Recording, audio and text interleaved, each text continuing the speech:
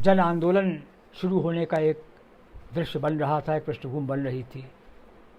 शाहीन बाग और हमारे इलाहाबाद में मंसूर पार्क में जिस तरह महिलाओं ने मिलकर संगठित रूप में अपनी शक्ति का एहसास कराया था, अपनी असहमति, अपने विरोध, अपने प्रतिरोध का एहसास कराया था, उसे एक आशा बंधी थी कि शायद कुछ आँख खुलेगी सत्ता की। लेकिन हुआ ये, कोरोना आ गया और एक अवसर मिल गया सरकार को असहमत के सारे स्वरों को खत्म करने का। तो आपदा को भी अवसर के रूप में इस्तेमाल कर लेने का हुनर राज सत्ताएं जानती है। यह जो अमानवीयता है, आप देखिए सोशल डिस्टेंसिंग जैसे पद जो आए, अब सोशल डिस्टेंसिंग या सामाजिक दूरी क्यों बनाएंगे भाई? हम एक फिज़िकल डिस्टेंस, भौतिक दूरी बनाएं। वैसे भी जितने भी हमारे यहाँ संक्रमण पहले भी होते थे तो उस पर हम किए जा सकते हैं, करने हैं, वो हमको बताए जाते थे, उन पर अमल करते थे। तो ये अगर कहा जाता, हाँ मित्रों, कुछ व्यवधान उपस्थित हो रहा है बिजली के आने जाने से। तो मैं ये कह रहा था कि सोशल डिस्टेंसिंग की जगह फिज़िकल डिस्टेंसिंग न कह करके जब सोशल डिस्टेंसिंग कहा गया तो ये बड़ी चीज़ है। ये लोगों को जो असहमति के लिए प्रस्तुत होना चाहते थे, उनको उनके लिए एक संदेश दिया गया कि तुम अब एक नहीं हो सकते। तो सोशल डिस्टेंसिंग शब्द नकारात्मक शब्द है, ये सामाजिकता विरोधी शब्द है। और ये सामाजिकता विरोधी शब्द भी एक काम का बन गया उनके। आप देखते हैं कि लॉकडाउन जब हुआ, सारी पत्रिकाएं बंद हैं, प्रेस बंद है। जो पहले बुद्धिजीवियों के लिए, साहित्यकारों के लिए माध्यम हुआ करते थे संवाद के, वो सब बंद हैं। अब ये केवल ये जो माध्यम रह गया है जिससे हम आपसे बात कर रहे हैं, इस माध्यम का इस्तेमाल हम कर पा रहे हैं। तो ये जो इस तरह के पद गढ़े जाते हैं, ये जो भाषा के साथ भी अत्याचार होता है, ये भी इस बात को साफ करता है कि राज्य सत्ताओं की क्या नीयत है। वैसे भी आज़ादी के बाद हम देखते हैं कि एक प्रकार का असुरक्षा बोध मध्यवर्गीय जीवन में व्याप्त होता गया। और जब भी असुरक्षा बोध होता है तो व्यक्ति आत्मग्रस्त होता जाता है। आज एक भय, असुरक्षा बोध और भय का ऐसा वातावरण बना दिया गया है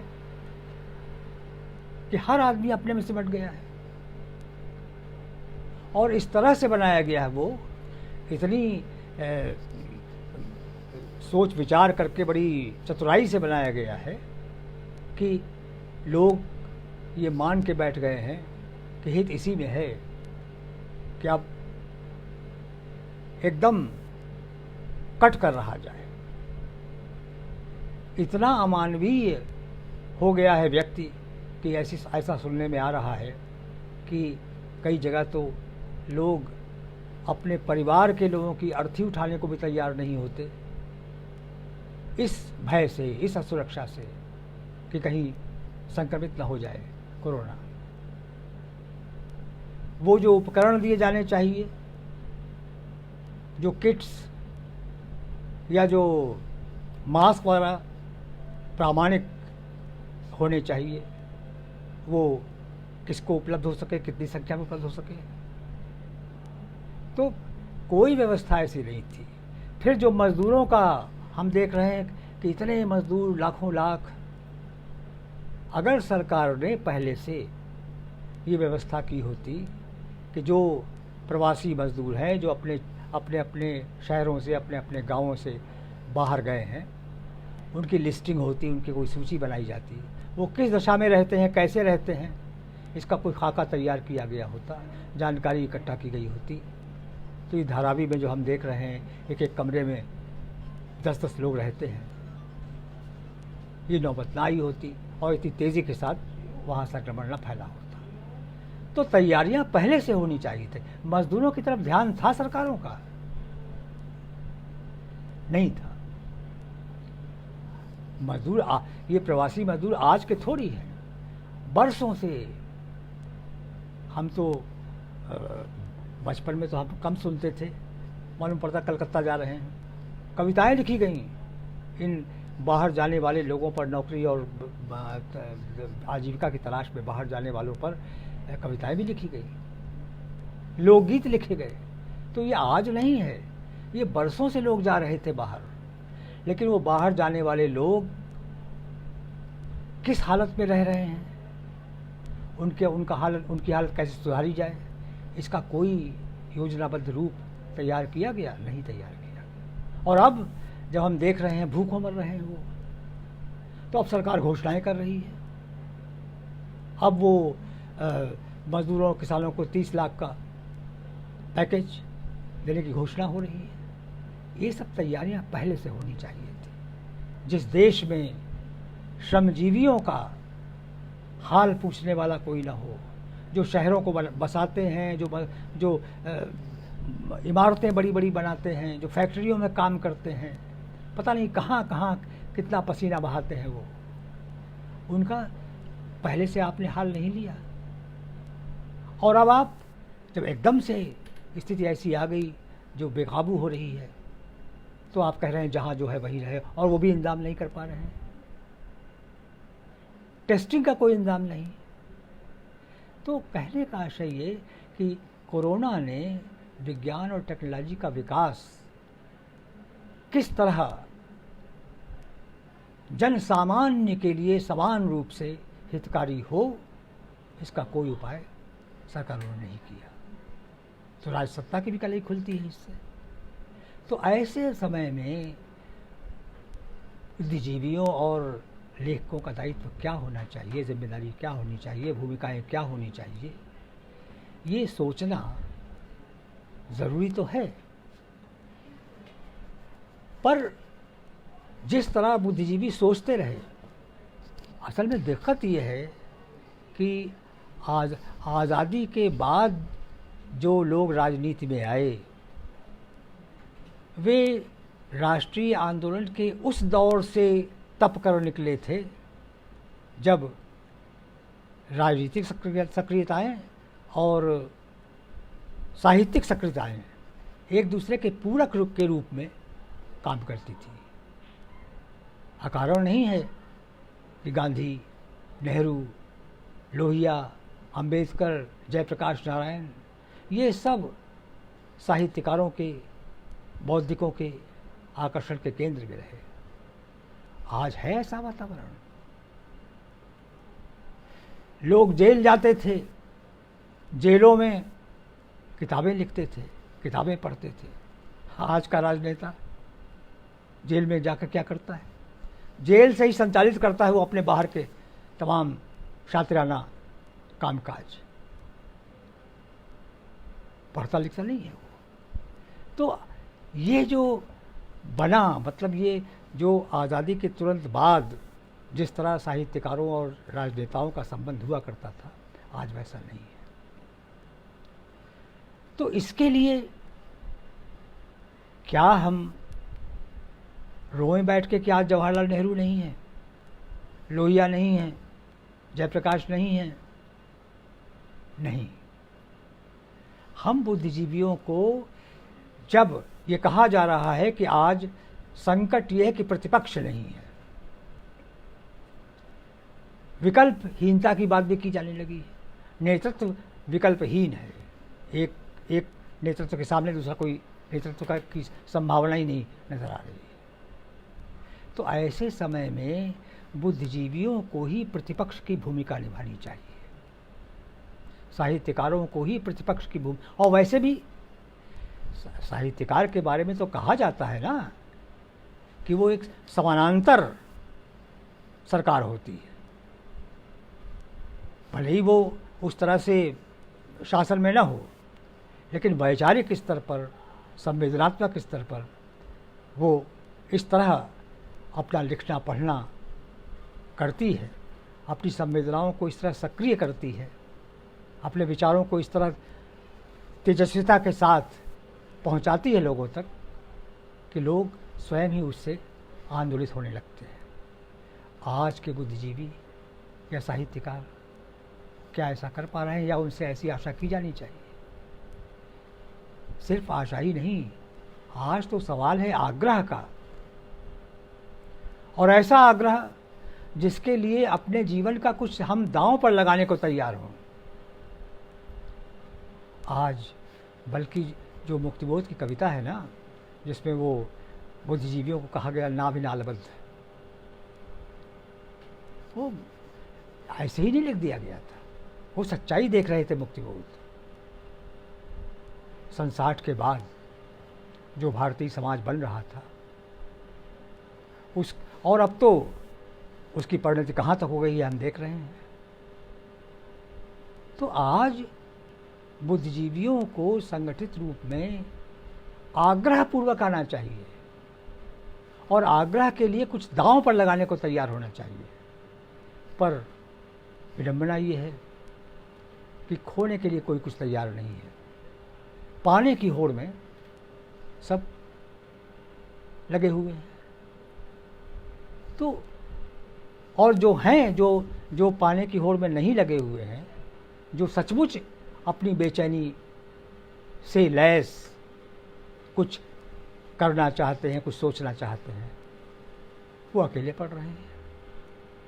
तो ये अकेले पड़ते बुद्धिजीवी अगर कुछ रास्ता निकालें, क्योंकि अकेले एक ऐसे बुद्धिजीवी कई होंगे, ऐसे साहित्यकार कई होंगे, खोजे जाने पर मिलेंगे।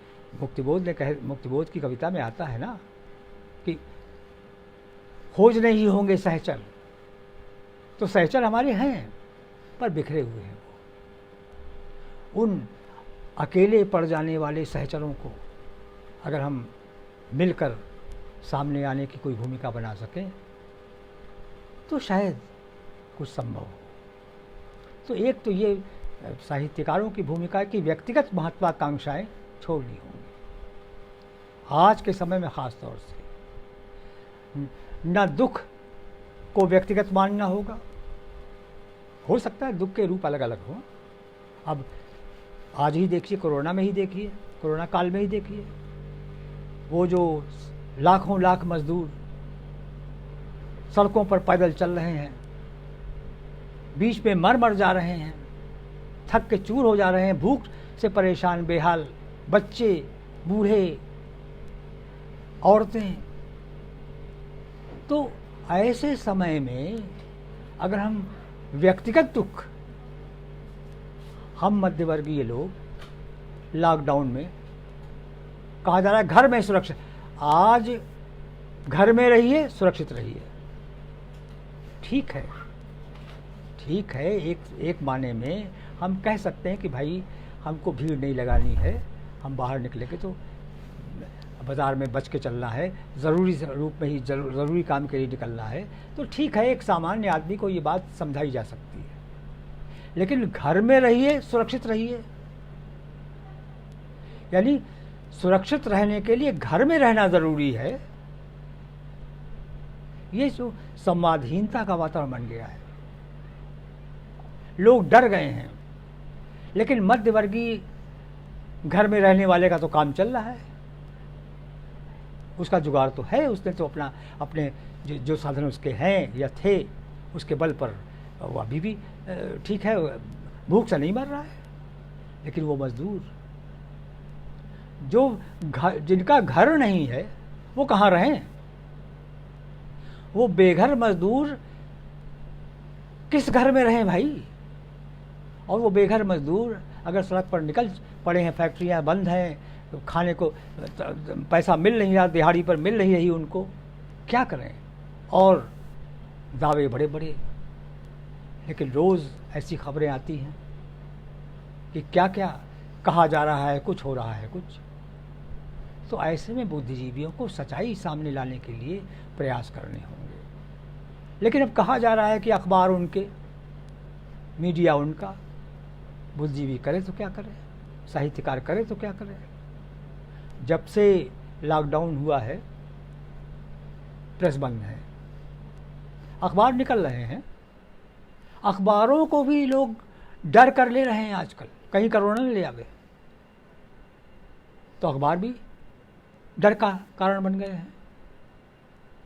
तो ऐसे वक्त में हमें वैकल्पिक माध्यमों का इस्तेमाल करना होगा, करना चाहिए, और अच्छा है कर रहे हैं। ये भी वैकल्पिक माध्यम है जिससे आपसे हम बात कर रहे हैं। तो इन माध्यमों का इस्तेमाल करने का बड़ा ये एक सटीक समय है। इस समय में हम अपने विचारों को इस माध्यम से जहाँ तक पहुँचा सकें, और बिना किसी ऐसे आडंबर के, तामझाम के, क्योंकि देखिए बौद्धिकता भी कई बार एक आवरण बन जाती है। जिस समाज में हम रहते हैं, जिस समाज तक हम केवल आपसे ही बात करके सार्थक हो जाएंगे, धन्य हो जाएंगे, ऐसा नहीं है। आपसे बात कर रहे हैं, आप हमसे बात कर रहे हैं इस माध्यम से, ये तो ठीक है। लेकिन उन लोगों से जिनके यहाँ यह भी नहीं होगा, सड़क पर चलने वाले मजदूरों तक हमारी बात नहीं पहुंच सकती इस माध्यम से। कितनों के पास इस तरह के माध्यम होंगे अभी भी, तो हमको वहां तक कैसे पहुंचना होगा। तो उसके लिए हमको रिस्क तो लेना होगा ना, और हमको एक प्रतिरोध की आवाज़ के रूप में संगठित होना पड़ेगा। क्या वजह है कि आज हमारी आवाज़ का कोई दबाव सरकार पर नहीं पड़ता, साहित्यकारों की, बुद्धिजीवियों का कोई दबाव सरकार पर नहीं पड़ता। सोचना होगा इस पर। कहीं क्या हम भी अपने प्रमाद में तो नहीं घिरे हैं, हम भी कहीं असुरक्षा बोध में तो नहीं घिरे हैं, ये सोचना होगा। और तब सोच करके हमको ऐसे कुछ काम करने होंगे जो भले ही हमको लगे कि हम असुरक्षित होने जा रहे हैं, लेकिन पूरे बचाव, वैज्ञानिक बचाव के साथ, थाली बजाकर नहीं, दीपक जलाकर नहीं। ये तो अब ये देखिए, एक तरफ विज्ञान और टेक्नोलॉजी की बात, और दूसरी ओर वो थाली बजाने की बात, 9 बजे रात में दिया जलाने की बात। ये अजीब देश है। और ये हमारी सरकार, इस देश की सरकार, कहा जाता है कि जनता जैसा डिज़र्व करती है वैसी सरकारें उससे मिलती है। तो क्या हम मान लें जनता इसी सरकार को डिज़र्व करती है, ये मान के हम बैठ जाएं? बल्कि हम तो यहाँ तक कहते हैं, महसूस करते हैं कि सरकारें अब अपने हिसाब से प्रायोजित जनता बना रही है, स्वाभाविक जनता नहीं। ये जो टीवी के माध्यम से देखिए, ये थाली बजवा करके, ये दीपक जलवा करके ये हो रहा है, ये अपने मनमाफिक जनता बनाने की तैयारी है। ये स्वाभाविक जनता नहीं है, ये प्रायोजित जनता है। तो वो प्रायोजित जनता के द्वारा अपना समर्थन पाने के लिए तैयारी कर रहे हैं। हम स्वाभाविक जनता के लिए क्या कर रहे हैं भाई? अगर हम स्वाभाविक जनता के लिए अपनी ओर से कोई भूमिका अदा करने को तैयार नहीं होते, तो फिर तो वो करवाते रहेंगे भाई साहब। सोचिए, जब बाबरी मस्जिद के दौर में कार सेवक निकलते थे तो घर घर में उनके लिए पूड़ियाँ बनती थी। मुझे याद है कैसे एक उन्माद, लेकिन इन सड़क पर पैदल चल रहे, भूखे चल रहे मजदूरों के लिए, प्रवासी मजदूरों के लिए क्या कोई कर रहा है कुछ, जो कर रहे हैं वो सीमित लोग हैं, कर रहे हैं, ऐसा नहीं ना कर रहे हो, बिल्कुल किया, लेकिन उस पर भी पाबंदियां लग गई भय पैदा करके। बजाय इसके कोई ऐसा उपाय किया जाता कि जो लोग भूखों को भोजन पहुंचाना चाहते हैं उनकी सुरक्षा की गारंटी सरकार लेती और कहती आप अच्छा काम कर रहे हैं, आप वहां तक जाइए और आपको बाकायदा किट्स या बाकायदा वो मास्क जो कायदे के होते हैं वो दिए जाएंगे। ऐसा तो हुआ नहीं। तो जो बाहर निकले थे वो भी अंदर आ गए। जिस जगह मैं रहता हूँ, मैं आगरा में हूँ आजकल, तो जिस परिसर में रह रहा हूँ वो अपार्टमेंट्स हैं, उस अपार्टमेंट में ही भोजन पहुँचाने का कार्य शुरू किया गया था व्यक्तिगत प्रयासों से, लेकिन बस वो हुआ आ गया, कोरोना फैल रहा है, कैरियर बन रहे हैं लोग, बंद हो गया। नहीं, मुमानियत हो गई उसकी। तो ऐसे वक्त एक दबाव कैसे बनाया जाए बुद्धिजीवियों की ओर से, लेखकों की ओर से, कौन सी भूमिका हो ऐसी। देखिए, उस भूमिका के लिए हमको व्यक्तिगत महत्वाकांक्षाएं छोड़नी होंगी और दुख को व्यक्तिगत रूप में नहीं लेना होगा, सामाजिक रूप में लेना होगा। दुख माना कि एक से नहीं होते सभी के दुख, क्या चीज़ एक सी है, तहकीकात करें कुछ। भाई ठीक है, हमारा दुख और उनका दुख अलग अलग है, हम खाने को हमें मिल रहा है, अभी उनको नहीं मिल रहा, तो क्या उनका दुख हमारा दुख नहीं है? उनके दुख को अपना दुख हम ना समझें। नागार्जुन की एक कविता है, वे और तुम, उसमें कैसे श्रमजीवी वर्ग, मजदूर और बुद्धिजीवी या मध्यवर्गीय व्यक्ति, वे लोहा पीट रहे हैं, तुम मन को पीट रहे हो, वे पत्थर तोड़ रहे हैं, तुम सपने बना रहे हो, देख रहे हो। अब कैसे, यानी उनका दुख हमारा दुख क्यों नहीं बन पाता भाई? उनके दुख को अपने दुख की तरह हम क्यों नहीं महसूस कर पाते? कहीं तो हमारी संवेदना में कमी है। तो एक ये, अगर हम वास्तविक रूप में बेचैनी का अनुभव करें और अपनी बेचैनी को संगठित रूप दें, तो कुछ कर्मगत सक्रियता देखने को मिलेगी। एक बात तो ये, और दूसरी बात, जब हम ये कहते हैं कि हम किसके दुख को अपना दुख समझें,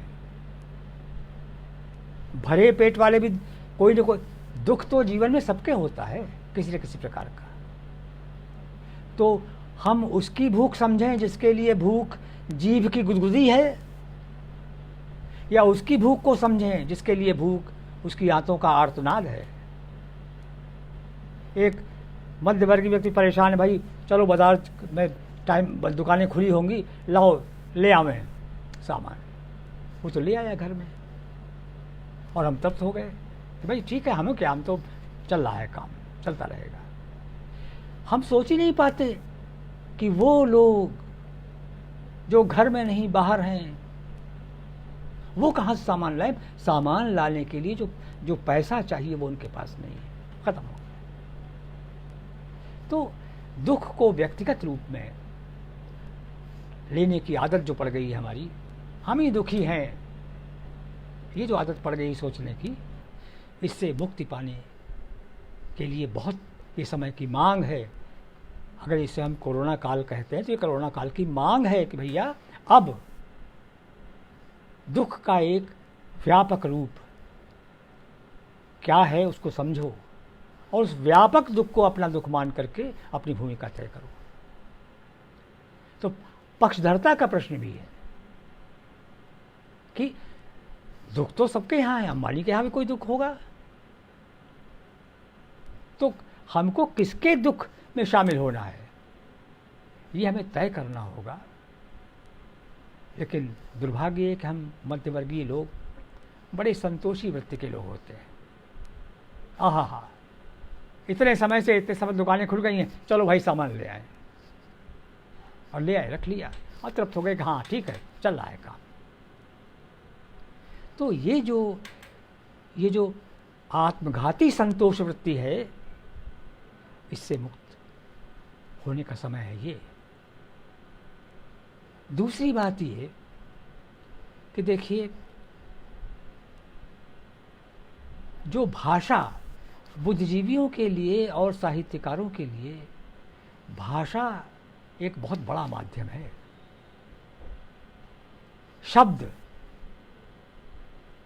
शब्द की सत्ता का एहसास कभी हमने कराया सरकारों को? एक बार थोड़ा सा कराया, जब वो साहित्य अकादमी वाला, जब वो पुरस्कार वापसी का जब चला, उससे मालूम पड़ा कि हाँ भाई, जितने कलाकार, साहित्यकार, बौद्धिक भिन्न भिन्न क्षेत्रों में लगे हुए हैं, वो सब मिल करके एक आवाज़ उठा रहे हैं अपने हस्ताक्षरों, अपने पुरस्कार त्याग के द्वारा। लगा सरकार को कि शब्द की भी सत्ता होती है, तब उनको भी बनाना पड़ा। उस शब्द की सत्ता का एहसास उन्होंने अपने पक्ष के लेखकों की एक सूची निकाली। जब इधर साहित्यकारों ने विरोध दर्ज किया तो उन्होंने समर्थन की सूची निकाली। इतना तो करना पड़ा ना उनको। तो हम उसके बाद फिर कुछ ऐसा नहीं हुआ। और ये भी एक बात है, एक सवाल तात्कालिकता का भी होता है। लोग कहते हैं साहित्य में जो विषय होने चाहिए, या जो कहानी, कविता वगैरह के जो विषय होने चाहिए, वो बहुत तात्कालिक नहीं होने चाहिए। बड़ा विवाद है कि स्थायित्व नहीं होता, ऐसे साहित्य में स्थायित्व नहीं होता जो तात्कालिक विषयों को लेकर लिखा जाता है। इस पर कई बार बड़े लोगों ने भी और सामान्य लोगों ने भी, सब तरह के लोगों ने इस पर विचार विमर्श किया। देखिए, ये सही बात है कि चीन का जब हमला हुआ था, तब उस दौर में पता नहीं कितनी कविताएं तथाकथित देश प्रेम की लिखी गई हैं, विरोध की, वीर रस की कविताएं लिखी गई। क्या वो सब कविताएं आज किसी को याद हैं? क्या उस दौर के जो कवि लिख रहे थे, यहाँ तक कि वो जो भवानी प्रसाद मिश्र ने त्रिकाल संध्या नाम की किताब में जो सुबह दोपहर शाम कविताएं लिखी, उनका भी कोई ज़्यादा महत्व नहीं माना गया। तो ये ठीक है कि नितांत तात्कालिकताबद्ध होकर के हम रचनारत हमेशा नहीं रह सकते, लेकिन कभी कभी आवश्यकता पड़ती है। कभी कभी क्या, शायद हर काल में आवश्यकता पड़ती है कि तात्कालिक विषयों पर भी लेखकों को लेखन करना पड़ता है। माना कि वो जो राधे श्याम पार्षद का जो वो गीत है, झंडा गीत, विजयी विश्व तिरंगा प्यारा झंडा ऊंचा रहे हमारा, माना कि वो उच्च कोट की कविता नहीं है। माना वो गुप्त जी की नर हो निराश करो मन को, कुछ काम करो कुछ काम करो, ये उच्च कोट की कविता नहीं है। लेकिन झंडा ऊंचा रहे हमारा गाते गाते कितने लोग फांसी के फंदे पर चढ़ गए। तो अपने समय में तो उसने काम किया ना। एक समय भी एक विशेष समय में एक विशेष जिम्मेदारी हमको समाज के द्वारा सौंपी जाती है, जाने अनजाने। हम कितने ग्रहणशील हैं उस जिम्मेदारी के प्रति, हम कितने ललकते हैं उस जिम्मेदारी को निभाने के लिए, ये सबूत भी तो हमको देना पड़ेगा। तो उसके लिए कोई हर्ज नहीं है समय समय पर तात्कालिक विषयों पर कविताएं या रचनाएं लिखी जाएं। आज ज़रूरत है इस बात की। ये न मानना चाहिए कि तात्कालिक रचनाओं का कोई महत्व ही नहीं होता, बल्कि कई बार तात्कालिक होकर के भी रचनाएं कालातीत हो जाती है।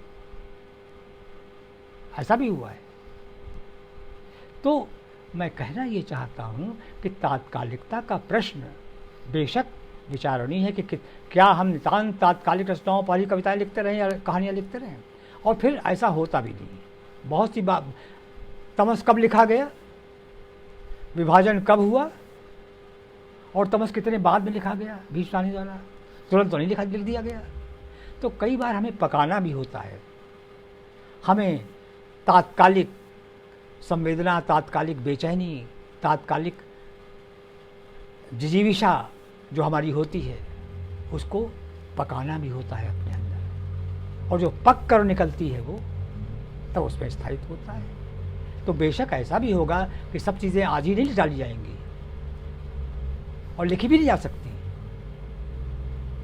बल्कि कई बार ये भी एक अतिरिक्त उत्साह लगता है कि आज हमने एक मजदूर को मरते देखा और ये एक कहानी लिख दी उस पर। ये तात्कालिक उत्साह भी बहुत काम नहीं आता। तो ठीक है, तात्कालिकता का प्रश्न विचारणीय है, पर यह कहना कि तात्कालिक विषयों पर लिखा ही नहीं जाना चाहिए, उससे कोई बड़ा कहानीकार नहीं हो सकता, या बड़े कहानीकारों को नहीं लिखना चाहिए, बड़े रचनाकारों को नहीं लिखना चाहिए, इससे रचना का अपमान नहीं होता, रचनाशीलता का अपमान नहीं होता। इससे सर्वेश्वर कहा करते थे, सर्वेश्वर को तो आप देखिए कि नई कविता के दौर के कवि हैं, लेकिन वो कैसे बाद में फिर बदलते चले गए, और आखिर में तो उन्होंने मान लिया कि कई स्तर पर लेखक को सक्रिय रहना चाहिए, उसे ध्यान रखना चाहिए कि उसका समाज बहुस्तरीय है, सोच के स्तर पर भी, विचार के स्तर पर, समझ के स्तर पर, भाषा के स्तर पर, संस्कार के स्तर पर बहुत फ़र्क है। हमारे समाज में पाठकों के कई लेयर्स हैं, स्तर हैं। तो हमें लिखते समय केवल एक ही वर्ग नहीं चुन लेना चाहिए, हमें ध्यान रखना चाहिए कि अपने बहुस्तरीय समाज के लिए हमें बहुत स्तरों पर रचनाएं करने की भी जिम्मेदारी निभानी है।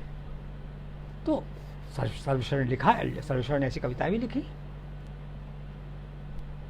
तो एक बात ये भी है कि हमको तात्कालिकता के प्रश्न को किनारे करके, तात्कालिकता को बहुत रचना विरोधी या रचना के निम्न स्तर की चीज़ मान करके किनारे कर देना ज़रूरी हो, ऐसा नहीं है। फिर अंतिम बात, एक बात और कहूँगा, वो ये कि हम जिस शब्द की सत्ता की बात कर रहे थे, अब देखिए लगभग हर काल में ऐसा होता आया है कि समाज की जो शक्तियाँ होती हैं उनकी भूमिकाएं सबकी एक ही दिशा वाली नहीं होती, भिन्न भिन्न स्तरों की भूमिकाएं भी होती हैं, और भिन्न भिन्न भूमिका के अनुसार वो अपने लिए शब्द का विवेक भी अर्जित करते हैं। आज विडंबना ये है कि एक ही प्रकार के पद, एक ही प्रकार के शब्द इधर भी और उधर भी, जैसे बहुत एक स्थूल उदाहरण लूँ, समता, स्वतंत्रता और विश्व बंधुत्व, ये तीन पद। अब ये तीन पद ऐसे हैं जो सरकार में है, जो दल है वो भी इस्तेमाल करेगा, वो भी इनका गुणगान करेगा, और जो विरोधी है वही गुणगान करेगा। लेकिन कैसे उनके अर्थ को किस पक्ष में कर दिया गया है? समता शब्द भेदभाव विरोध का शब्द है, लेकिन उसको कर दिया गया समरूपता। ये सांस्कृतिक राष्ट्रवाद क्या है? ये एक प्रकार का समरूपतावाद है, एक ही रंग, एक ही सोच, एक ही विचार, एक ही रास्ता। कल प्रधानमंत्री ने अपने संबोधन में कहा कि हमारे यहाँ हमारे वेदों वगैरह में, हमारी जो धार्मिक ग्रंथ हैं उनमें सीधे रास्ते, सच्चे रास्ते पर चलने की बात की गई है, और बड़े गर्व से कहा कि हम सच्चे रास्ते पर चलते रहे हैं और सच्चे रास्ते पर चलने का रास्ता हम दुनिया को दिखाते रहे हैं, और कोरोना में भी दिखा रहे हैं। ऐसी बातें उन्होंने कही। अरे भैया, अगर तुम वेद का नाम ले रहे थे तो अगर तुम थोड़ा कुरान का नाम भी ले लेते। वेद में अग्ने नए सुपथा, मुझे सुपथ पर ले चल, यह है, ये वाक्य है। तो कुरान में भी वही वाक्य है, इहदिनस सिरातल मुस्तकीम, अरबी नहीं जानते हो मत जानो, पर जिनको तुम जमाती जमाती कह के चिल्ला रहे हो, जिनको तुम मजहबी रंग के आधार पर नफ़रत का शिकार बनाना चाहते हो, अगर तुम सबूत देना चाहते हो कि हम उनसे नफ़रत नहीं करते, तो उनके ग्रंथ का भी एक वाक्य उद्धृत कर देते, किसी अपने सेक्रेटरी से, अपने किसी से जो तुम्हारे सलाहकार होंगे ना, उन सलाहकारों से पूछ लेते, भैया बताओ हम ये समरूपता, ये जो समानता की बात कर रहे हैं, इस समानता की बात को प्रमाणित करने के लिए क्या कर सकते हैं, तो बताइए था भैया, ये भी शामिल कर लो, उनके ग्रंथ को भी शामिल कर लो एक वाक्य के तौर पर। गांधी तो ये करते थे। गांधी अपनी प्रार्थना सभाओं में सिर्फ गीता का पाठ या हिंदू धर्म ग्रंथों का पाठ नहीं करते थे, वो और ग्रंथों का पाठ भी करते थे। तो ये समानता को समरूपता, हमारा शब्द समानता भेदभाव विरोध के पक्ष में है, और तुमने उसको समरूपता का अर्थ दे करके भेद के पक्ष में कर लिया कि भेद करो। अगले ने से पता तो कहो इहदिना सिरातल मुस्तकीम मत याद दिलाना किसी को, क्योंकि तो मुसलमानों का है, कुरान का है वो। समता को छीन लिया, समानता को छीन लिया, समरूपता। ये जो शब्दों के साथ अन्याय हो रहा है, अभी मैंने शुरू में एक उदाहरण दिया ही था। अरे भैया, फिजिकल डिस्टेंसिंग करते, तुमने सोशल, हमारे जो जिस हम सामाजिकता के हमेशा से हिमायती रहे हैं, और शायद तुम भी अगर कहीं भाषण दोगे तो सामाजिकता का विरोध तो नहीं करोगे, लेकिन अप्रत्यक्ष रूप में बड़ी चालाकी के साथ सोशल डिस्टेंसिंग, तुमने हमारे शब्द को,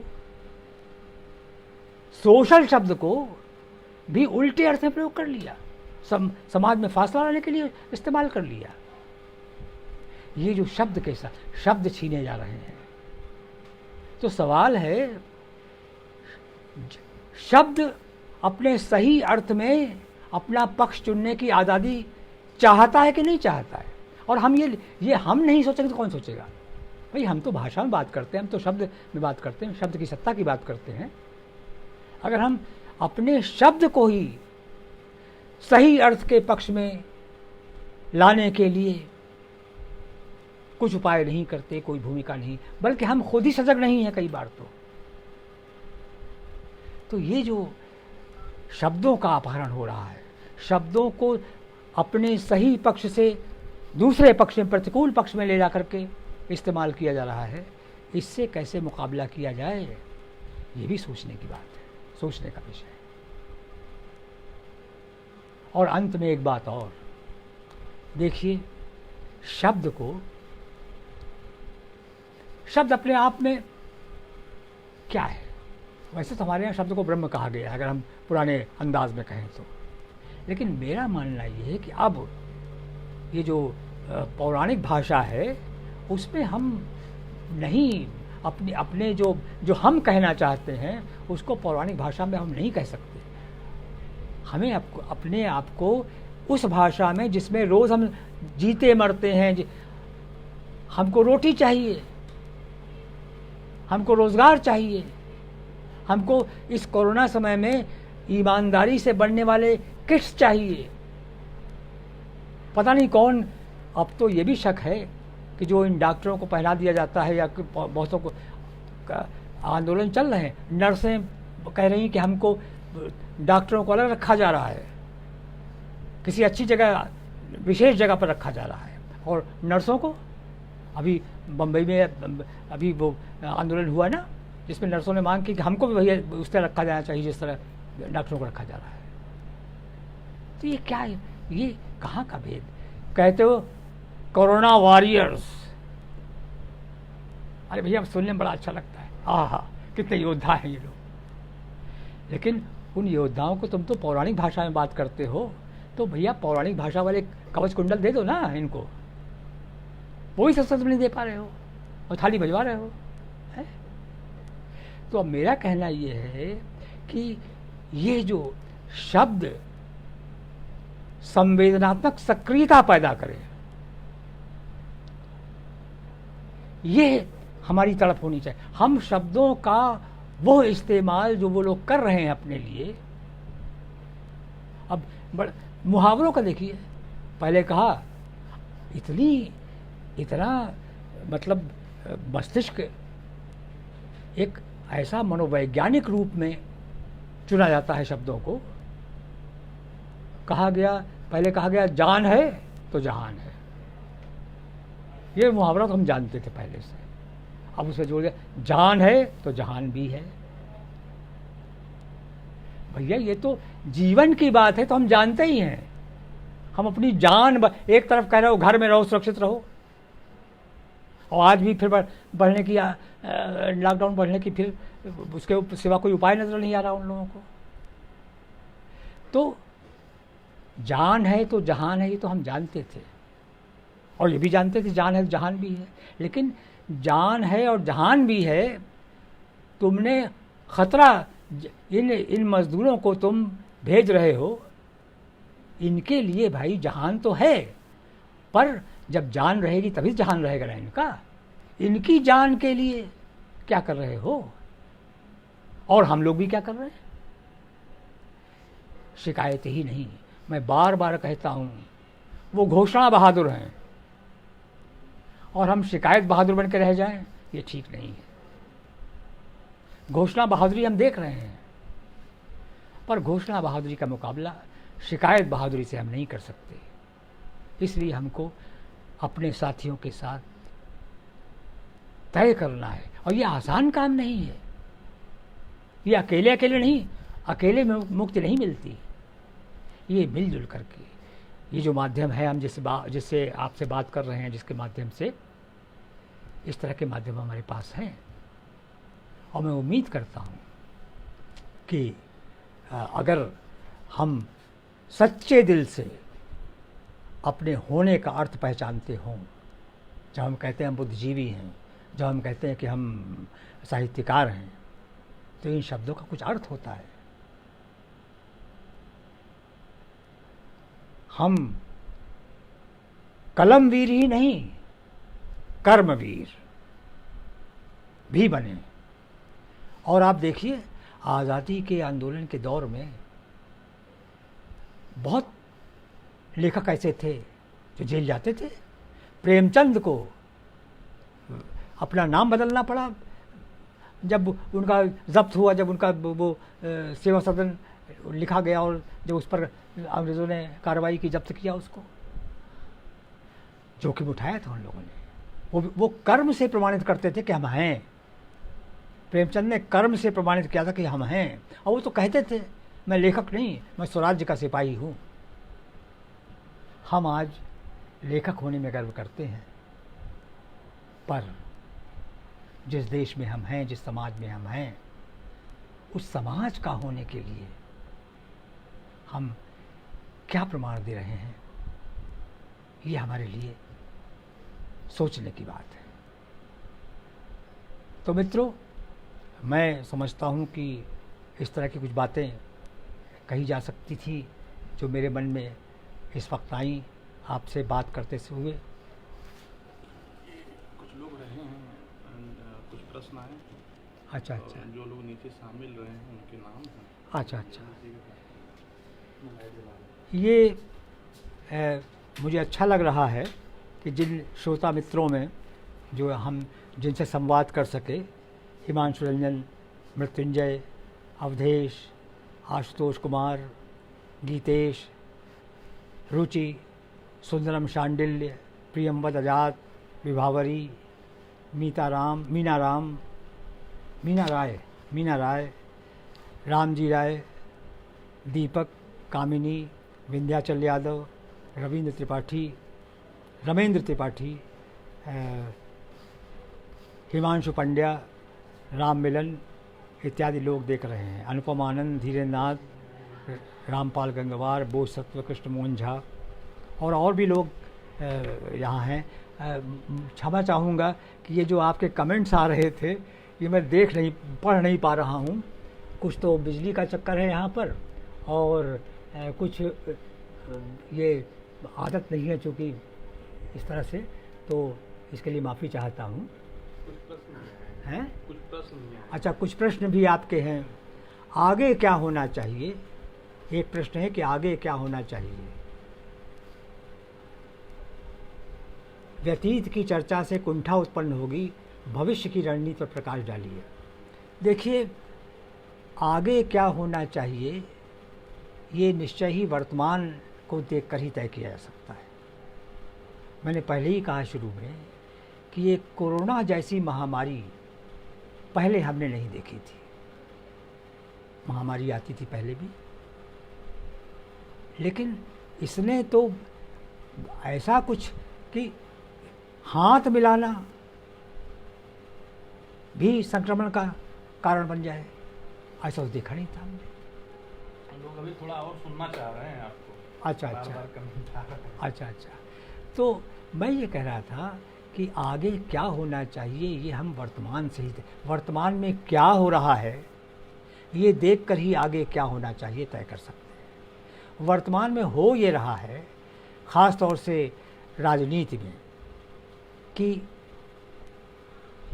जो सरकार है उसके पास कोई ऐसा उपाय नहीं है, और वो अपने आप में जान भी गई है कि वास्तव में इस तरह के संकट में बीमारी से बचाने न तो टेस्टिंग की सुविधा है कायदे से, ना किट्स दिए जा सकते हैं सबको।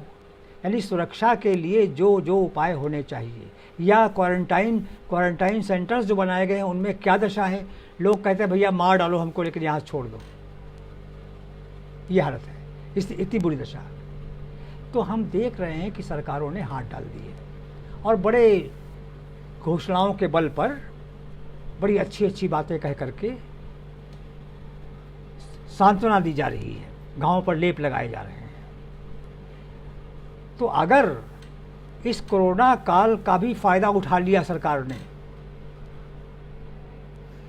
एक संकट है ये, क्योंकि जितने जन आंदोलन थे वो सब बंद हो गए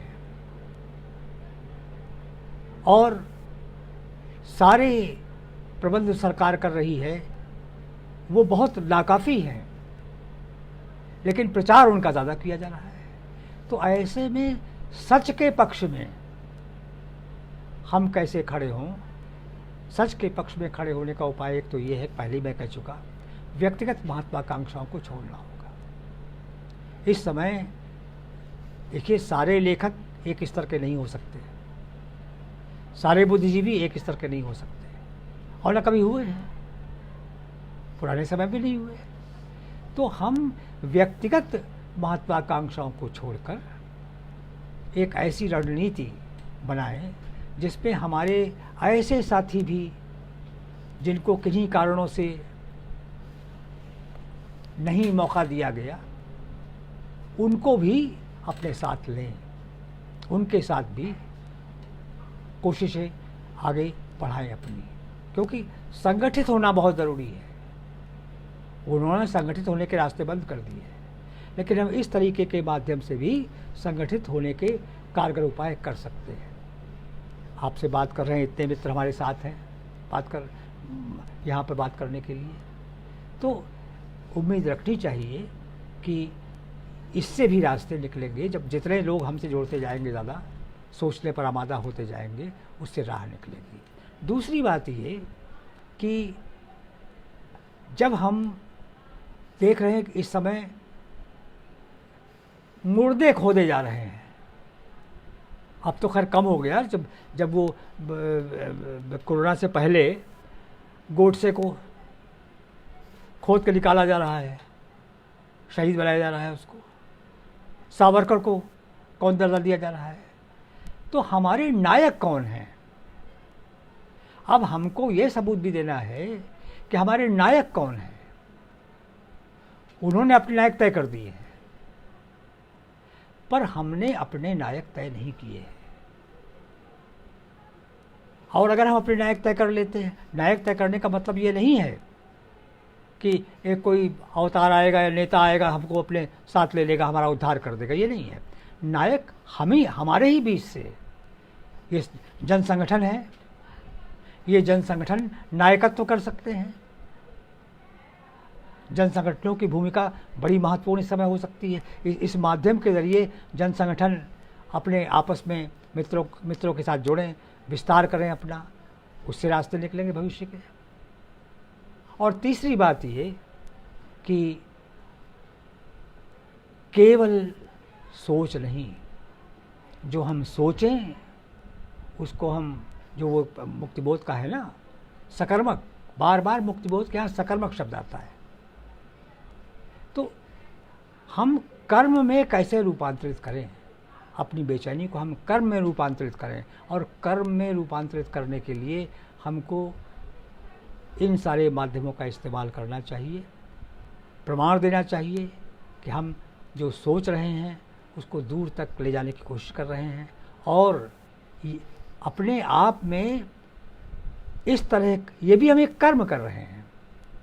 ये हम जब अब आपसे बात कर रहे हैं तो ये सिर्फ बात नहीं कर रहे हैं, ये हमारे आपके बीच एक ऐसा साक्षात्कार है, भेंट, ऐसी भेंट है जिसमें हम आवाहन भी कर रहे हैं। आप हमको चाहते हैं कि हम जो सोच रहे हैं उसको कार्य रूप में परिणत करें, और हम चाहते हैं कि आप जो सोच रहे हैं वो कार्य रूप में परिणत हो, और दोनों के कार्य रूप में परिणत होने के लिए एक प्रकार की पूरकता होनी चाहिए। न हम काफ़ी हैं, न आप काफ़ी हैं अकेले अकेले। तो ये भी एक वातावरण बनना चाहिए कि अकेला ना अनुभव करें हम। कोई भी आज अकेला ना अनुभव करने पाए अपने को। ये समय ये एहसास कराया जा रहा है कि अकेले हो, अकेले में ही सुरक्षा है, ये एहसास कराया जा रहा है। तो अकेले में सुरक्षा नहीं है। पाश की कविता है, घर से दफ्तर, दफ्तर से घर जाने को उन्होंने अपनी कविता में बताया है कि ये शुभ नहीं होता व्यक्ति के लिए। तो हम भी केवल अपने रोज़ी रोटी के प्रश्न को अपने परिवार के साथ जोड़कर देखें और संतुष्ट हो जावें, ये नहीं। हमें बाहर भी ये जो आवाजाही है हमारी, ये आवाजाही व्यापक बने, व्यापक सरोकार हमारे हों, तब कुछ बात बनेगी। और ख़ास तौर से हम जो भी अकेला महसूस कर रहा है व्यक्ति, उसको लगातार संपर्क में रहें उसके, इस तरह के संवाद के माध्यम से, ताकि वो डिप्रेशन में ना आने पावे, अकेला न पड़ने पावे। दूसरा सवाल है, प्राकृतिक जनता को प्रायोजित जनता से रूपांतरण ऐतिहासिक परिप्रेक्ष्य की मांग करता है। हाँ, वो तो है ही। देखिए, जब मैं कहता हूँ, वो ब्रेख्त की कविता है कि जनता ने सरकार का विश्वास खो दिया है, सरकार को चाहिए वो अपने लिए दूसरी जनता चुन ले। ये तो व्यंग किया था उन्होंने, लेकिन आज ये हो रहा है। सरकार ने जनता चुन ली है। ये जो मीडिया आइडिया, ये सब माध्यम उसके पास आ गए हैं, ये माध्यम वही काम कर रहे हैं, प्रायोजित जनता बना रहे हैं, सरकार के लिए जनता बना रहे हैं। तो ऐसे में कुछ है, कुछ जैसे हम नाम क्या लें, रवीश हैं, या स्वराज्य जो अभी नया शुरू हुआ है चैनल, उस चैनल के साथी हैं। ये कोशिश कर रहे हैं, रिस्क भी ले रहे हैं ये लोग। पता नहीं कब इन पर गाज गिर जाए, लेकिन रिस्क तो ले रहे हैं ये। तो रिस्क लेना पड़ेगा। हम प्राकृतिक जनता, स्वाभाविक जनता, इसे मैं कहता हूँ, स्वाभाविक जनता तक अपनी पहुँच बनानी है। आज मुश्किल हो गया है। अगर हम वो जो हुंकार के साथ, वो जो हिटलरी अहंकार के साथ जय श्री राम बोलते हैं, अगर हम उनके सामने चुप रह जाएं तो वो बड़ी पता नहीं कैसी निगाहों से हमको देखते हैं। तो हम डर क्यों जाएं? भाई, हम उनसे भी कहें कि ठीक है, आपकी आस्थाओं का सवाल हम बाजित नहीं करना चाहते, लेकिन भौतिक समस्याएं भौतिक कारणों से हैं, और भौतिक कारणों का निदान भौतिक हल से ही हो सकता है। ये आध्यात्मिक रास्ते बीच में नहीं आने चाहिए। ये सारी समस्या हमारी भौतिक है, जिनसे हम जूझ रहे हैं। इन भौतिक समस्याओं के भौतिक कारणों को ढूंढिए। जनता में अगर ये चेतना आ जाए कि भौतिक समस्याओं के कारण भौतिक हैं, और ये लोग जो भटका रहे हैं धर्म के नाम पर, मंदिर के नाम पर, उससे कोई समस्या हल नहीं होनी है। तो ये अगर भावना पैदा हो जाए तो स्वाभाविक जनता का एक जो बनना, जो खाका हमारे मन में है वो बनेगी और वो निश्चय ही प्रतिरोध के पक्ष में रहेगी। इलाहाबाद बुला रहे हैं, असरार भाई ने लिखा है इलाहाबाद बुला रहे हैं। आपको इलाहाबाद याद कर रहे हैं? अच्छा, इलाहाबाद याद कर रहे हैं आप लोग, ये हमारी खुशकिस्मती है कि इलाहाबाद, लेकिन इस समय ज़रूरी नहीं है कि हम सब वहीं रहें। वैसे भी घर में रहो, सुरक्षित हो, तो इलाहाबाद मेरा घर भी है, मैं वहीं जाके सुरक्षित रहूँ, अपने आप को मान लूँ, ये अच्छी बात नहीं है। कामना ज़रूर करता हूँ कि इलाहाबाद में केसेस न बढ़ें, वो ज़रूर है, लेकिन केवल घर में रहो, सुरक्षित रहो, इस आधार पर मैं इलाहाबाद पहुंच जाऊं, ये ठीक नहीं है। भविष्य की रचनात्मकता और इसका क्या प्रभाव पड़ेगा, उमाकांत चौबे जी ने पूछा है, भविष्य की रचनात्मकता और इसका क्या प्रभाव। रचनात्मकता पर कोरोना। हाँ, रचनात्मक, देखिए ये तो भविष्य ही तय करेगा। रचनाएं बहुत लिखी जा रही, फेसबुक पर इधर बहुत, मतलब इतनी सक्रियता है फेसबुक पर आजकल जितनी शायद पहले कभी नहीं थी। ये शुभ लक्षण है, लेकिन फिर ये भी है कि ये रचनात्मकता एक प्रकार से जोड़ने वाली साबित होगी, पर हम ये नहीं मान सकते कि इसी तात्कालिकता में बंद कर जाना है हमको। बड़े प्रश्न भी हैं, कुछ प्रश्न ऐसे भी हैं जो और भी चिंताजनक हो सकते हैं, उनको भी अगर हम अपने दिमाग में लाएं, अपने लेखन में लाएं, तो काम शायद ज़्यादा बनेगा। क्योंकि भविष्य में, मैंने कहा ना, अपने काल की होकर के ही रचना कालातीत भी हो सकती है। अपने काल से प्रतिष्ठित हुए बिना कालातीत भी नहीं हो सकती। तो इसे रास्ता तो अपने काल से ही गुजरता है, तो गुजरना तो हमें अपने काल से ही है, लेकिन उसी रास्ते से गुजरते हुए हम अपना भविष्य भी प्राप्त करेंगे। और वो भविष्य मैं उम्मीद करता हूँ, वैसे तो लोग कह रहे हैं कि कोरोना के बाद दुनिया बदल जाएगी, तो बहुत आशंकित हूँ क्या होगा, लेकिन ये कामना तो कर ही सकता हूँ कि अच्छे अर्थ में बदले, बेहतर अर्थ में बदले।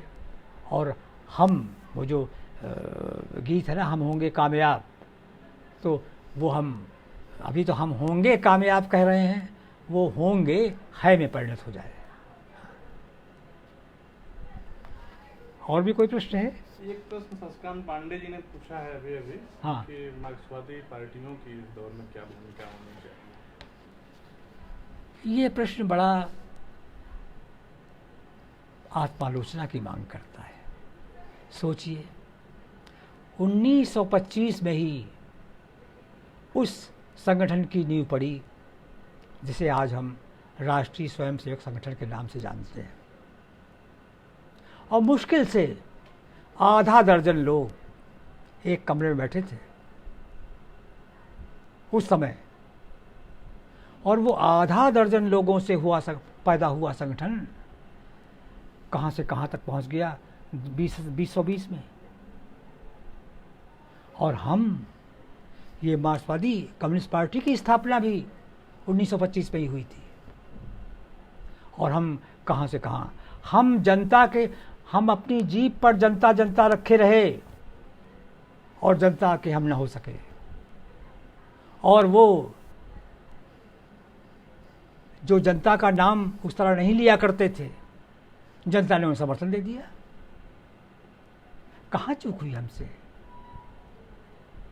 हमने अपनी सक्रियताओं को बहसों तक सीमित कर दिया। उस समय जब पहले बड़े बड़े आंदोलन होते थे, मुझे याद है मजदूरों के आंदोलन महीनों चलते थे, रेलवे के मजदूरों के, मिलों के मजदूरों के। मैं तो कानपुर में रहा हूँ, कानपुर का था मैं, महीनों आंदोलन चलते थे।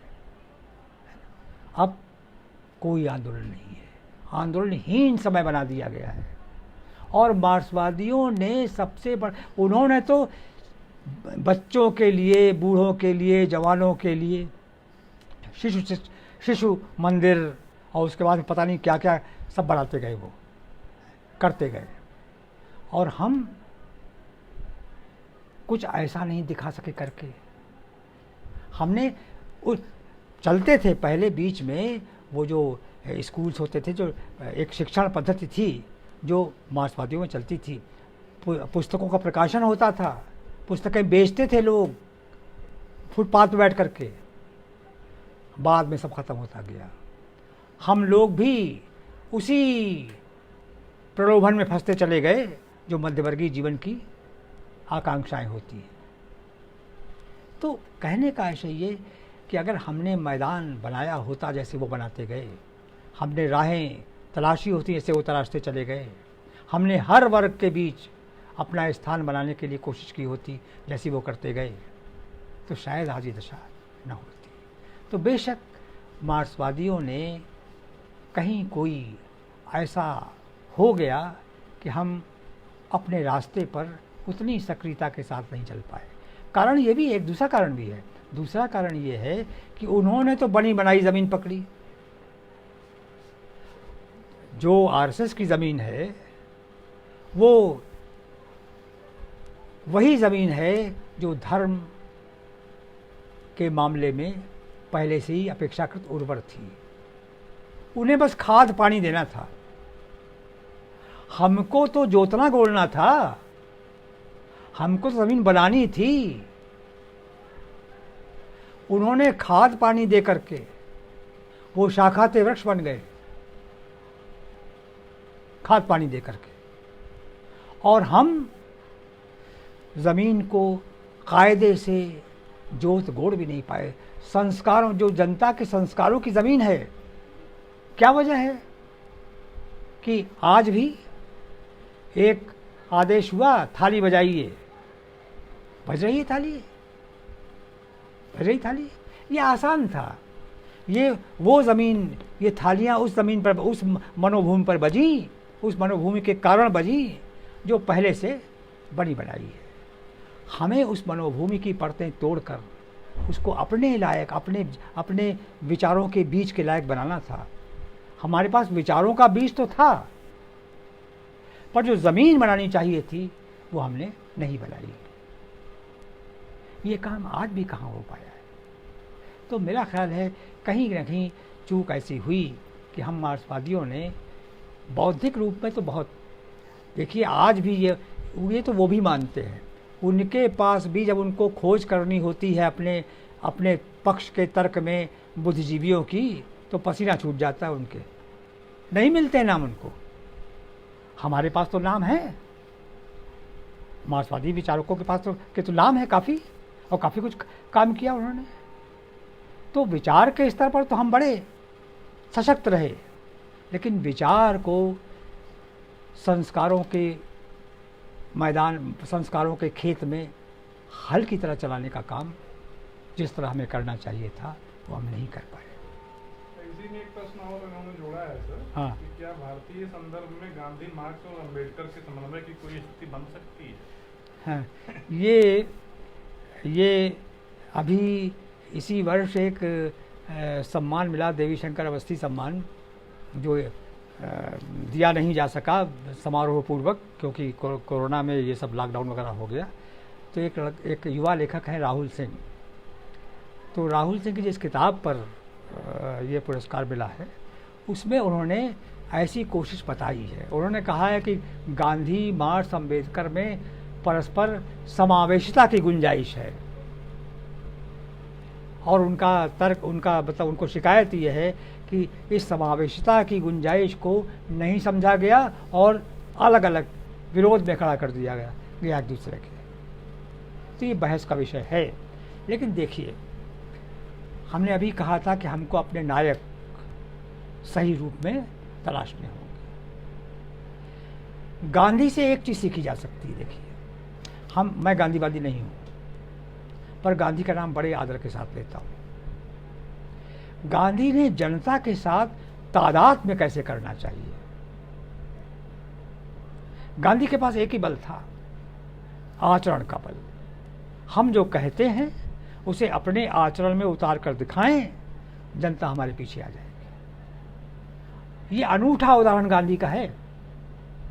जन तादाद में कैसे स्थापित किया जा सकता है, ये उसे खूब आता था गांधी को। हम ऐसा कुछ नहीं सीख पाए, ऐसा कुछ नहीं कर पाए। तो गांधी से ये सीखना चाहिए कि अपनी जनता का विश्वास, अपनी जनता के साथ आत्मीयता का रिश्ता हम कैसे बना लें, ये हमें गांधी से सीखना चाहिए। और फिर बाकी तो खैर गांधी का बहुत सा जो विचार दर्शन है उसमें हम सब जानते हैं कि वो उस तरह का नहीं है कि मार्क्सवादियों से मेल खाता हो। मार्क्स जब हम कहते हैं मार्क्सवादी विचार तो मार्क्स तो खैर देखिए, मार्क्स एक वैज्ञानिक दर्शन हमको दे गए। मार्क्स की सबसे बड़ी खूबी यह है कि समाज के विकास का और क्रांति का एक वैज्ञानिक दर्शन उन्होंने हमको दिया।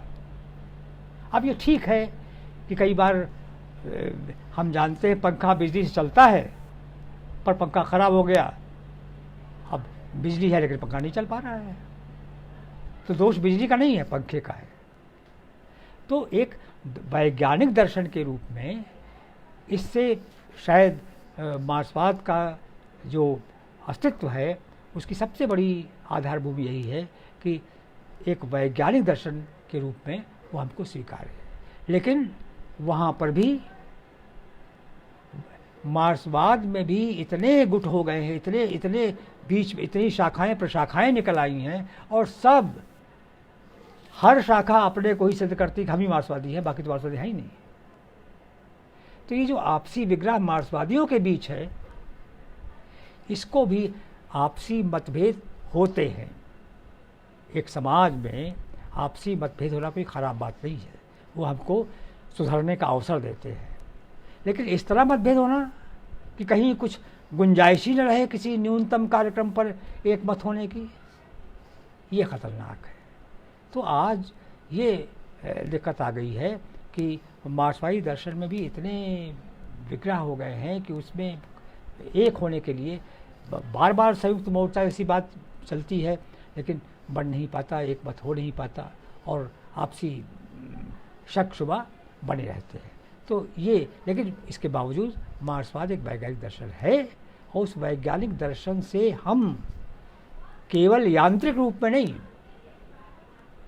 एक फार्मूलाबद्ध तरीके से हम मार्क्सवाद पढ़ लें, ये नहीं। मार्क्सवाद के पास बिजली है तो आपको बिजली को ताप में भी बदलना है और बिजली को प्रकाश में बदलना है। भाई बिजली से ही ताप भी पैदा, आप हीटर जला लीजिए और बिजली से बल्ब जला लीजिए आप। तो आप बिजली है लेकिन उसका उपयोग किस तरह कर रहे हैं कि ताप भी मिले और प्रकाश भी मिले, सवाल ये है। तो मार्क्सवाद से हमें ये, और अम्बेडकर, बेशक अम्बेडकर का योगदान ये है कि आज जिन लोगों में पूरे स्वाभिमान के साथ उठ खड़े होने की ताकत आ गई है, इस ताकत को लाए जाने में अम्बेडकर और उससे पहले ज्योतिबा फुले, ये सब भी हमारे नायक हैं। इन सबको तो किसी, अब ये ज़माना वो नहीं, जब हम कहते हैं हमारा समाज बहुलतावादी है, तो बहुलतावादी का होने का मतलब ही है किसी एक मॉडल से हम नहीं चल सकते। हमको अपने विचार दर्शन को एक परिपक्व ढांचा देने के लिए गांधी से जो मिलता है उसे सीखें, मार्क्स से जो मिलता है उसे सीखें, और अम्बेडकर से जो मिलता है उससे सीखें, और बाकी जो हमको अपने समय में सार्थक नहीं लग रहा है वो उसकी आलोचना करने का, उसका छोड़ने का अधिकार भी हमको है। एक प्रश्न और आया है बुद्धत्व का। हाँ, लेखक संगठन में एका की कोई बात आप कैसे समझते हैं? अगर जवाब देना चाहें तो दोहरा करके दीजिए, नहीं तो नमस्कार करिए। नहीं, अभी तो ये लेखक संगठनों की एकता की बात तो मैंने अभी कही ना, कि इतने विग्रह हो गए हैं कि हर संगठन अपने आप को ही मानता है कि शुद्ध तो हम ही हैं। ये शुद्धता वाली दृष्टिकोण छोड़ना होगा। देखिए, ये हजारी प्रसाद द्विवेदी की बात याद आती है ना, कुछ भी शुद्ध नहीं है। शुद्धतावाद अपने आप में एक बहुत बड़ा पाखंड है। अरे आप शुद्धता की चिंता करिए तो भैया जो आपके शरीर में जा रहा है उसको आप शुद्ध पानी की बात करिए, आप शुद्ध हवा की बात करिए जो प्रकृति से आपको मिल रही है। ये जो दर्शन मिले हैं ये प्रकृति से नहीं मिले हैं हमको, ये मानवीय मस्तिष्क की देन है। तो जो प्रकृति से हमको मिल रहा है उसको शुद्ध करने की बात सोचना चाहिए। ये जो हमने अपने अपने अपने विचारों के स्तर पर जो चीज़ें विकसित की है उसमें कम ज़्यादा या सार्थकता निरर्थकता की बात हो सकती है। मैंने कहा ना, यांत्रिक नहीं होना चाहिए। तो यांत्रिकता के स्तर पर हम अगर मार्क्सवाद को अपनाएंगे तो फिर वही होगा कि ये संगठन ज़्यादा सही, प्रगतिशील कहेगा हम ठीक, जनवादी लेखक संघ कहेगा हम ठीक, और जन संस्कृत मंच कहेगा हम ठीक। ये हम ठीक नहीं, हम सब में कुछ कसर, कुछ कमियां हो सकती हैं। उन कमियों से अगर हम मुक्त हो सकें तो अच्छी बात है। और अगर हम अपने मत को सही समझ रहे हैं तो अपने मत को सही समझते हुए हम जो दूसरे मत के मानने वाले हैं उनको भी कर्म के स्तर पर कि भाई चलो ठीक है, मतभेद है लेकिन ये काम सही करने जा रहे हैं, आइए इस काम में हम आप सब मिलकर के जो एक तरीके के जो मित्र संगठन हैं वो सब मिलकर के काम करें। इतना तो कर सकते हैं। तो इतना अगर हो जाए तो ठीक है, लेकिन वहाँ भी फिर वही वैचारिक अहंकार, बौद्धिक अहंकार काम आने लगता है। ठीक है। हाँ, तो बहुत अच्छी बातें आपसे करने का मौका मिला, प्रश्न आपने किए, मुझे भी लाभ हुआ। मैं नहीं कह सकता कि इन प्रश्नों का संतोषजनक उत्तर मैं दे सका कि नहीं दे सका। बेशक इन पर और सोचूंगा और अच्छे तरीके से विचार करते हुए कभी कोशिश करूंगा कि आपसे फिर मिलूं और हम और आप एक दूसरे से सीखते हुए। किसी कविता से करिए, किसी कविता से। हाँ, ये प्रेम शंकर यहाँ बैठे हुए हैं, इनका आग्रह है कि किसी कविता से ख़त्म करिए। तो अभी आखिर में जो बात जन संगठनों की एकता की संभावना क्या है चली, तो उसको ध्यान में रखते हुए कुछ अशार आपके सामने पेश कर दे रहा हूँ। ऐसा करें कि मिल के चलो बात करें कुछ, ऐसा करें कि मिल के चलो बात करें कुछ, आखिर तो कहीं से नई शुरुआत करें कुछ। ऐसा करो कि मिल के चलो बात करें कुछ, आखिर तो कहीं से नई शुरुआत करें कुछ। राहें अलग अलग तलाशने से फ़ायदा, राहें अलग अलग तलाशने से फ़ायदा, ये वक्त है तलाश साथ साथ करें कुछ, तलाश साथ साथ करें कुछ। माना कि एक से नहीं होते सभी के दुख, माना कि एक से नहीं होते सभी के दुख, क्या चीज़ एक सी है तहकीकात करें कुछ। ऐसा करें कि मिल के चलो बात करें कुछ, आखिर तो कहीं से नई शुरुआत करें कुछ। शुक्रिया मित्रों।